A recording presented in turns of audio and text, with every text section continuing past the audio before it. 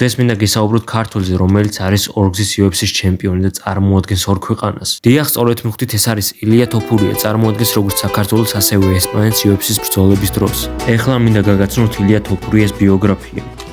ილია თოფურია დაიბადა 1997 წლის 21 იანვარს გერმანიაში. მისი სიმაღლე 173 სანტიმეტრი, ხოლო წონა 65 კილოგრამი. იგი ამჟამად ასპარეზობს ქვემსუბუქწონითი დივიზიონის აბსოლუტურ საბრძოლო ჩემპიონატში, სადაც 2024 წლის 18 ფებრუარს დაამარცხა ალექსანდრე ვოლკანოვსკი და გახდა UFC-ის ჩემპიონი. ასევე ილია თოფურიას აქვს ღირსების ორდერი მიღებული, რომელიც არის საქართველოს სახელმწიფო ჯილდო. ილია თოფურიას ყავს ძმა ალექსანდრე თოფურია, რომელიც ასევე ასპარეზობს UFC-ში, ოღონდ მსუბუქ წონით კატეგორიაში. ილია თოფურიას ყავს ესპანელი მეუღლე, რომელთა თანაცხოვრებაში შეეძინა ორი შვილი. ილია თოფურიის დედის ინგა ბენდელიანის ისტორიის საფუძველზე გამოიცა წიგნი დედა და ილია. წიგნი გვიყვება ინგა ბენდელიანის და თოფურიას დაუჯერებელ ცხოვრებისეულ გზაზე, რომელიც იწყება აფხაზეთის ომით და მთავრდება ილიას ისტორიული ტრიუმფით. ილია თოფურიას 16 პროფესიონალური ბრძოლა აქვს ჩატარებული. ის იმყოფება კარიერის მწვერვალებზე, რადგან ამ ეტაპზე მას არცერთი წაგება არ უფიქსირდება. მე-18 ბრძოლის დროს მან დაამარცხა ალექსანდრე ვოლკანოვსკი და მოიპოვა UFC-ის ქამარი. მე-16 ბრძოლაში კი დაიცვა ეს ქამარი მაქს ჰოლოვიასთან. ილიას ისტორია დაახლოებით იწყება 12 წლის წინ, 15 წლის ასაკში, როდესაც ის სრულიად შემთხვევით კლასიკური ჭიდაობის მაგივრად აღმოჩნდა ბრაზილიურ ჯიუ-ჯიტსუზე.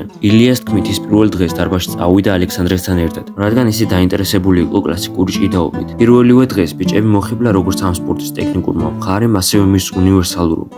სპორტის უნივერსალურობას წარმოადგენს მისი ტექნიკა, რადგან ამ სპორტში იმარჯვებს ტექნიკა და არა ძალა. ამ სპორტიდან ის შემდეგ გადავიდა შერეულ ორთაბრძოლებში და ზუსტად 12 წლიან შრომამ გამოიგო ის შედეგი, რასაც ხედავთ დღეს.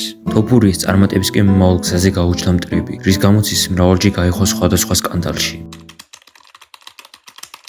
მოდი განვიხილოთ ერთი შემთხვევა. როდესაც ილია თოფურია თავის მეგობართან ერთად იმყოფებოდა ესპანეთის ერთ-ერთ ბარში. ილიასთან მიდის ერთი უცნობი მამაკაცი და მას ურტყავს ხელს. ილია კი გაკვირვებულია, ალბათ გაუჩნდა კითხვა თუ რა ხდებოდა. უცნობი მამაკაცი იმეორებს იგივე ქმედებას, რასაც ილიასგან ალბათ ადეკვატური პასუხიც მიყვა. ჩემი აზრით, ალბათ ამ მამაკაცს დასჭირდებოდა საავადმყოფოში გადაყვანა.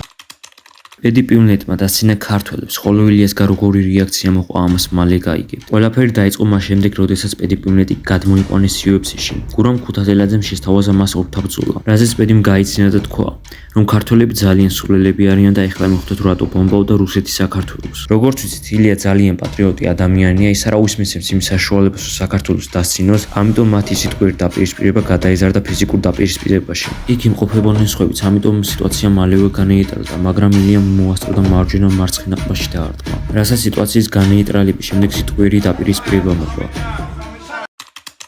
ილია თოფურიას კითხეს, თუ რას ფიქრობდა ისლამ მახაჩევთან ბრძოლის შესახებ. ილიამ კი უთხრა, რომ სიამოვნებით ეჩხუბებოდა UFC-ის რინგზე და არა ქუჩაში, რადგან შემდეგ არ მოუწევდა საავადმყოფოს ხარჯების ანაზღაურება. ერთ-ერთ პრესკონფერენციაზე კი ერთ-ერთ რუსმა უთხრა ილიას, საერთოდ იცოდა თუ არა რა იყო ქუჩა ან ქუჩაში ბრძოლა, რადგან ის დაიბადა გერმანიაში და გაიზარდა ესპანეთში. მისი თქმით, ილია ამის გამო იყო იღბლიანი ადამიანი, რაზეც ილიამ მას სათანადო პასუხი გაცა. ვინ მოიყვანა ეს აქ? არ ვიცი.